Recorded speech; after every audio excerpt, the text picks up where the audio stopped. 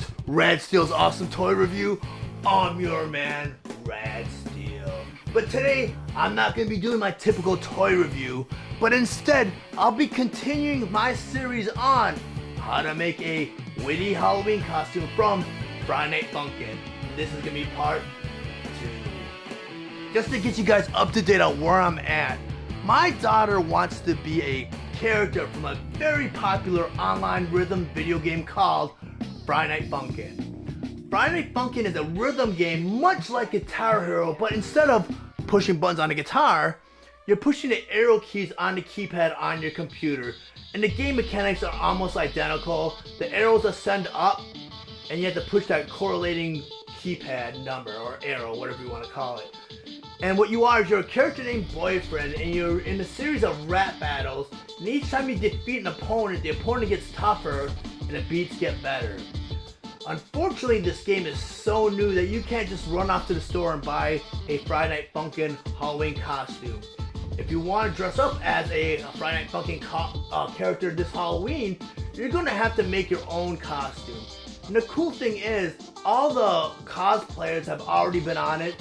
So if you go to Instagram and TikTok, you'll see tons of really good costumes made by cosplayers, all homemade. So the last time I talked to you guys, I told you guys that Whitty, of course, wears a blue hoodie, and I already got that. I had one on hand, but you can purchase one on the Hanes website for about 20 bucks. I got the orange jogging pants from Amazon. I paid about $16 for that. And it was kind of hard to find because I looked at all the retailers locally, like Target, Walmart. None of them had orange jogging pants. So I got it online and I got it from Amazon, and that's the only place I get it. It's very difficult because my daughter is 5 years old, and a size that small and orange is very hard to find in retail. But I went ahead and I got that in. And what I did for the helmet, since Whitty has a bomb head, like one of those Acme bombs, I went ahead and I bought a fishbowl. One of those acrylic thin fishbowls, but a large one. And I'll go ahead and if you guys want me to, I can put all the links in my description. But I also got a Spider-Man mask.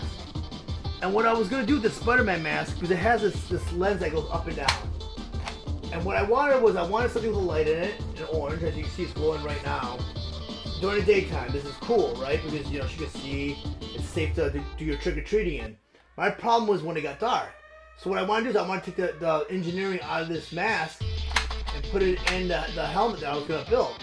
But the only problem is the lenses are too small. I did end up cutting the hole in the bottom, and I cut the holes for the eyes.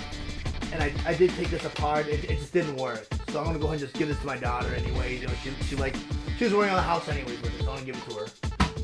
But now I got the fishbowl cut out, and I even painted it. I cut a big hole in the bottom, had my daughter try it on.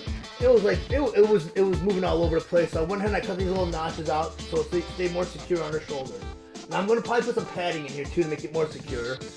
And I cut the eyes out. And that was the problem, was the eye holes were too big for the lenses. When I went ahead, and my other issue was the top of the bowl has a lip on it and everything. And the hole's fairly large.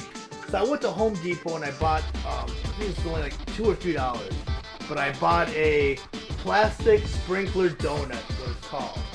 And what I'm going to do is I'm probably going to have to cut part of the lip off. I'm going to put it on top of the head. Much like that, and I'll end up painting it too. And for the wick, I went ahead and I got one of those couple of jumbo straws. And what I'm probably going to do is I'm probably going to boil one of the jumbo straws and bend it. Because it's kind of like a hook on part of the wick. And the other side, I'm gonna go ahead and probably glue it on, or I'll probably put a wire to make it more secure. But at the top of the bomb, I also had this issue. I was gonna use one of those glowing cubes, but I happened to see one of these in the store, and that's gonna simulate the end of the wick. When Woody gets mad, his fuse starts to go off, and I'm gonna do that. My daughter really loves that. And also, for the foam, I went to Hobby Lobby, and for about $4, I got two 1x12x12 pads. And nice little foams, not the styrofoam, but I think it's called the polyfoam is what you're gonna want to get.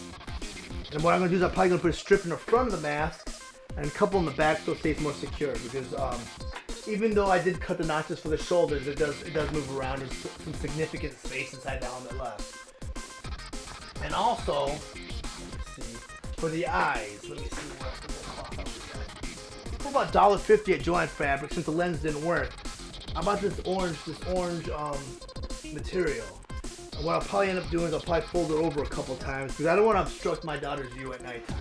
Safety's a big priority in this helmet also.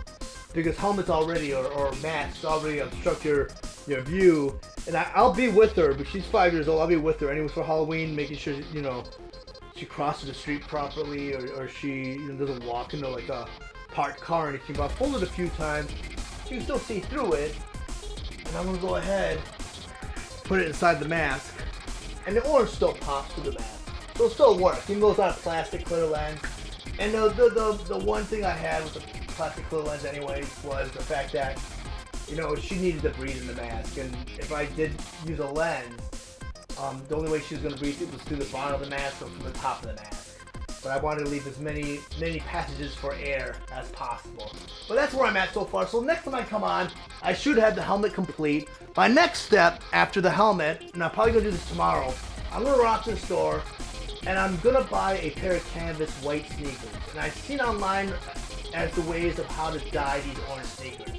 And the cool thing is a lot of these do-it-yourself sneakers, they put a special coating on the heel so the dye doesn't stick to the heel. They'll still remain white. Because I know a lot of people do buy canvas shoes from like Walmart or Target, but those aren't necessarily do-it-yourself sneakers. They're not exactly designed for dyeing. You know, you have to take the extra necessary step to like tape them off or make sure when you dip the sneaker in the dye not to get a sole in there. But the do-it-yourself sneakers, which there are canvas sneakers that are made specifically for self-dyeing, do have a special coating on it. I'm gonna go ahead and purchase one of those. That's only gonna run me $6. So with the helmet only ran me about $20, right? This was like less than $1. Straws are free. This netting cost me about $1.50. This top cost me about $2. The jogging pass cost me about $16, and the hoodie was free, but you can go online on the Hanes website and you get one for about $20. So this cost is probably gonna cost me less than $100. I haven't done the math yet. But with the sneakers gonna be $7 and the dye will be about another $2. So I'm hoping to get this costume done. And I hope it looks great, you know, and I think it'll look even better than a costume that you'd purchase from the store anyway. Because I always feel that self-made costumes or homemade costumes look much better than the ones you buy at the store. But that's it for me today, so I'm gonna go ahead and conclude this episode. I don't want to say review because I don't really review anything. But if you guys found any of this content useful, please subscribe to my channel and do me a favor. While you're subscribing, go ahead and click the bell to get any notifications of any of my future videos. And if you found this information very, very useful, please go ahead and like and share this video. But you guys, thank you for coming to Rad Steele's Awesome Toy Review. You guys have a good night, and until next time.